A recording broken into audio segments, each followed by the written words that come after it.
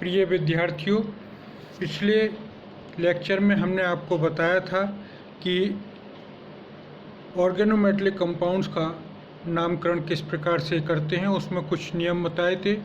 उसी के क्रम में आज हम कुछ और नियम आपको बताने जा रहे हैं। इसमें कुछ कंपाउंड्स ऐसे होते हैं ऑर्गेनोमेटेलिक कंपाउंड्स में जिसमें मेटल केवल एक ही कार्बन से जुड़ा हुआ होता है। कुछ ऐसे होते हैं जिनमें एक से अधिक से जुड़ा हुआ होता है। तो ऐसे ऑर्गेनोमेटेलिक कंपाउंड जिनमें एक से अधिक कार्बन के साथ जुड़ा हुआ होता है, उनके नामकरण के लिए एक अन्य नियम है। वो क्या नियम है कि वे कार्बधातुक यौगिक जिनमें कार्बनिक समूह केवल एक ही कार्बन परमाणु के साथ बंध बनाता है, उन्हें मोनोहेप्टो यौगिक कहते हैं तथा इनको H1 या eta1 द्वारा प्रदर्शित करते हैं। तथा जिन ऑर्गेनोमेटेलिक कंपाउंड्स में एक कार्बनिक समूह एक से अधिक कार्बन धातु के साथ बंध बनाते हैं, वे पॉलीहेप्टो यौगिक कहलाते हैं। ऐसे यौगिकों के सूत्र में कार्बनिक समूह की हेप्टिसिटी को दर्शाने के लिए पूर्व लग्न के रूप में प्रदर्शित की जाती है। For example, platinum Cl3 eta2 C2H4 ये एक कॉम्प्लेक्स आयन है, ऋणायन है कॉम्प्लेक्स ऋणायन है। इसकी संरचना हमने यहाँ पर प्रदर्शित कर रखी है जिसमें एथीन समूह प्लेटिनम कार्बन के साथ जुड़ा हुआ है। इसमें एथीन के दोनों कार्बन प्लेटिनम के साथ जुड़े हुए हैं। चूँकि दो कार्बन जुड़े हुए हैं प्लेटिनम के साथ, इसलिए इसकी हेप्टिसिटी 2 होगी।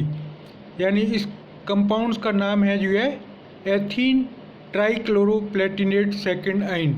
यानी इसमें जो कार्बनिक समूह है वो 2 कार्बन के साथ मेटल के साथ जुड़ा हुआ है।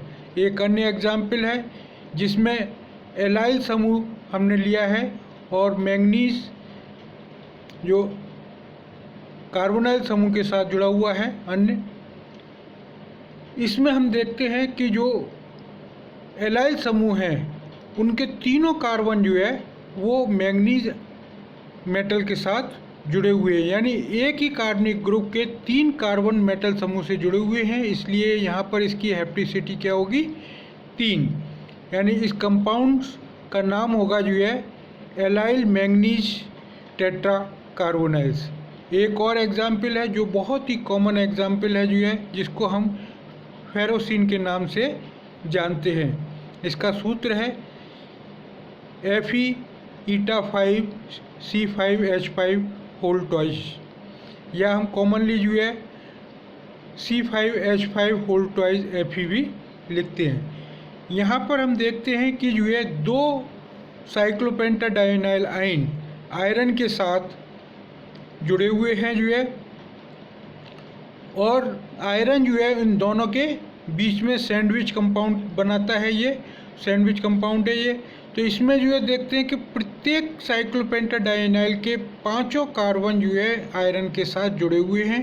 तो इसमें 2 साइक्लोपेंटाडाइनाइल एनाइन है और दोनों समान रूप से आयरन के साथ जुड़े हुए हैं।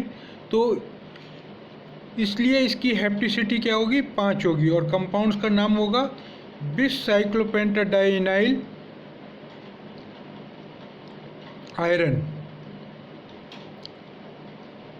कुछ कार्बनिक यौगिकों में कार्बनिक समूह के 2 धातु परमाणु के मध्य सेतु बंध का कार्य करते हैं। एक अगला नियम है कि कुछ कंपाउंड्स ऐसे होते हैं जिनमें एक कार्बनिक समूह ब्रिज की तरह या सेतु बंध की तरह काम करता है।